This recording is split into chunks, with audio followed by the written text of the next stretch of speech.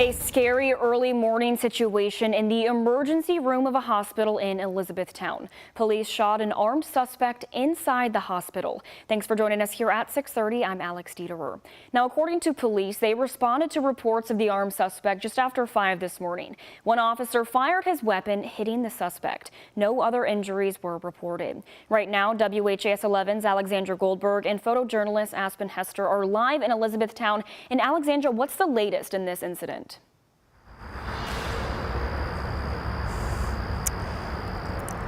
Yeah, Alex, as far as details go, there's been nothing new since this morning. But as the day's gone on, I've spoke with both authorities and stakeholders who continuously praise the hospital's staff and security for promptly responding to the armed shooter. Now, of course, in this moment, they were both unarmed and unassisted until Elizabethtown police could arrive on scene. In a statement from a spokesperson at Baptist Health, a statement said in part, quote, "While we are grateful that our staff, patients, and visitors were not physically harmed, we ask the community to join us in supporting those who were involved. We wish to thank our staff and security team for their efforts and commitment to safety. And special thanks to the Elizabethtown Police Department for their quick response and professionalism during this incident and their continued efforts towards maintaining a safe environment at our hospital and in our community," end quote. Elizabethtown police held a press briefing this morning discussing how they responded to the active shooter, which turned into an officer-involved shooting. I've never encountered anything like this at this hospital. This is something that we prepare for, train for daily. Hope it never happens. But again, I think this speaks volumes to the level of training that our officers receive. They respond effectively and neutralize the threat in a very impressive way. Now, no bystanders were injured or harmed during the incident. The shooter was airlifted to a Louisville hospital with critical injuries, but is expected to survive. The officer involved in the shooting was placed on 2 weeks of administrative leave. Now, this was, of course, a really scary situation this morning in the emergency room, and the questions still linger on why and how the shooter entered the hospital. But the Kentucky State Police will be investigating this incident. Live in Elizabethtown, Alexandra Goldberg, WHAS 11, on your side. Alex? All right, thank you, Alexandra. Our crews have been out in Hardin County all day today. Our Clary Shaley was on the scene early this morning, and she spoke with several people around town who tell her this could have ended a lot worse. There's a lot of grateful hearts out here in Elizabethtown for an active shooter event that could have ended a lot worse than it did. A male subject entered Baptist Health Hardin earlier this morning armed with a handgun and actually ended up being the only person hit with gunfire after officers arrived on scene. Elizabethtown police saying they don't know exactly why he was there and what was going on with that situation, but that it all happened near the emergency rooms, and they are very grateful. Officers are very grateful for the quick response by officers that were on scene at the regional hospital. Once I know that everyone's okay, now I'm just really upset and really concerned for, the community. My thoughts and prayers go out to both the officer and the victim of this shooting. Is it surprising to you to hear that there was an active shooter here earlier? Yes, very surprising. How does that make you feel knowing you come in here, It's just the times we live in. It's just not getting safe in the world. I don't know if it's mental disorders or what causes people to do this kind of thing. It's just getting crazy. It's crazy.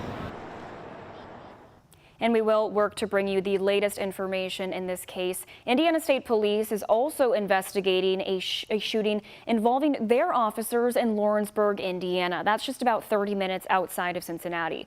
Police say they responded to the Hollywood Casino shortly before 1 this morning. According to initial reports, a man was threatening and chasing another person with a knife. When officers arrived, they learned a man had begun firing shots on the 4th floor of the hotel. Officers located the man and attempted to get him to drop his gun before he allegedly opened fire on officers. Police returned fire, hitting and killing the suspect.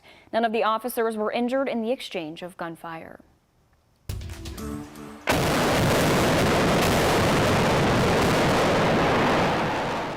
Well, I'm sure many of us heard this morning, and some of you may have even felt it. Duke Energy with this massive implosion of their New Albany power plant boiler house earlier today.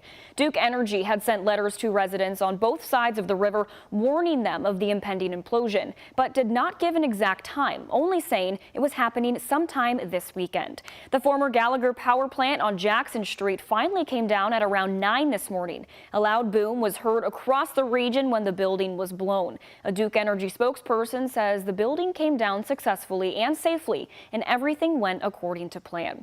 They tell us today's implosion has been in the works for some time. It was retired in 2 phases, so for units 1 and 3 were retired in 2012, and the final 2 units were retired in June 2021. So it was operating at a more limited capacity towards the end, and the economics of the plant lent itself to being retired at that time. So since we retired the plant in June 21, those decommissioning efforts have been underway. The tall chimneys that you can see right here and that can also be seen for miles were not part of this implosion. Those chimneys remain standing for now, but will be taken down in pieces over the next few months.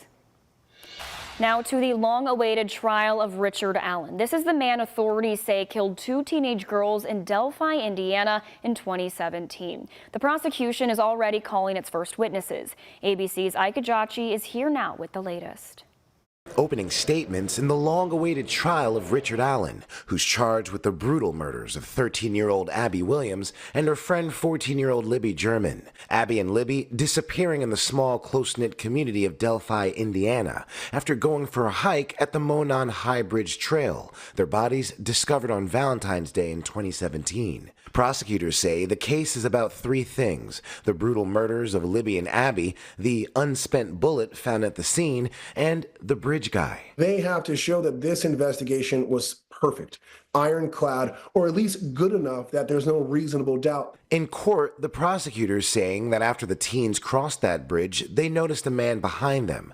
At 2:13 p.m., Libby recording on her phone, capturing this video allegedly showing the suspect. The man, investigators say, pulling out a gun and ordering the girls down the hill, heard in this chilling audio.